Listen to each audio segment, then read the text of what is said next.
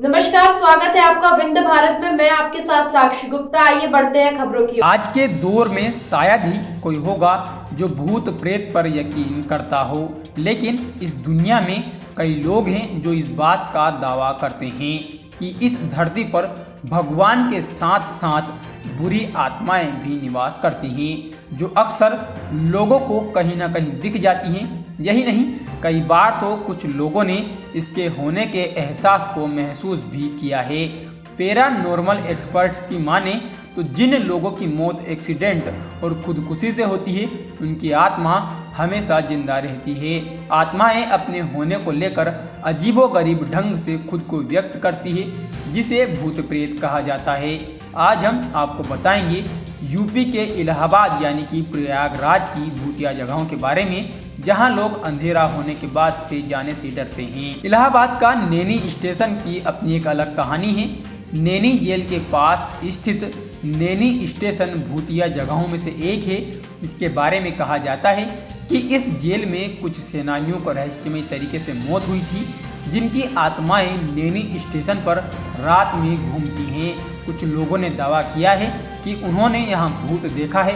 अंधेरा हो जाने के बाद लोग यहाँ आने से कतराते हैं। इलाहाबाद का कीडगंज मोहल्ला भी भूतिया जगहों में से एक है। कहा जाता है कि कुछ साल पहले देर रात में दो लड़के शादी समारोह से लौट रहे थे। वे दोनों शराब के नशे में धुत थे। जब दोनों कीडगंज के संत निरंकारी आश्रम के पास पहुंचे तो वहां पर एक लड़की उन दोनों से लिफ्ट मांगने लगी। युवकों ने उसे अपने बाइक पर बैठा लिया। थोड़ी दूर पहुंचने के बाद बीच में बैठा युवक उस लड़की को छेड़ने लगा। इसके बाद लड़की ने बाइक रोकने के लिए कहा। जब युवक ने गाड़ी रोकी तो वह दोनों को 2-3 तमाचा मारकर आगे बढ़ गई। दोनों युवक वहां से भाग गए। थोड़ी देर बाद दोनों उस लड़की को खोजने आए, लेकिन वहां नहीं मिली। जिसके बाद कहा जाता है कि यह वह जगह डरावनी है, क्योंकि इतने अंधेरे में अकेली लड़की आखिर कहां गायब हो गई। इलाहाबाद का कृषि विश्वविद्यालय को भूतिया कहा जाता है। इसके कैंपस में बने गर्ल्स हॉस्टल को हॉन्टेड कहा गया है, क्योंकि कई बार इस हॉस्टल में लड़कियों ने भूत की प्रकृति देखी है।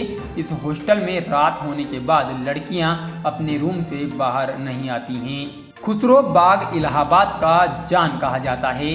इसके बारे में भूतिया कहानी भी है। मुगल शासन जहांगीर की वाइफ मान बाई समेत उनके बेटे शहजादा खुसरो और बहन सुल्तान निसार बेगम का इसमें मकबरा है। मान बाई पंजाब के गवर्नर और आमेर के राजा भगवंत दास की बेटी थी और उनके भाई राजपूत मुखिया मान सिंह थे। 1584 में मुगल जहांगीर से मान बाई की शादी हुई। 1587 में उन्होंने शहजादे खुसरो को जन्म दिया।